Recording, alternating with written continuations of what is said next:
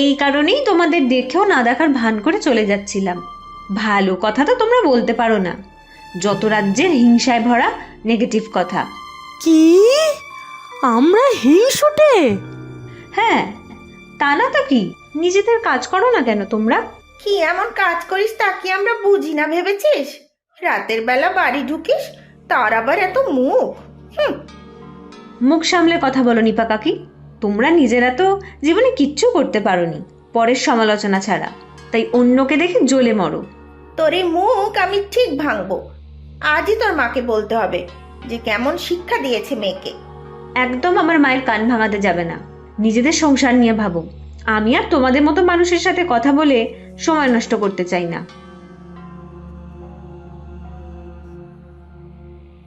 খুব দেমাক হয়েছে তাই না? দাঁড়া, দেখাচ্ছি মজা।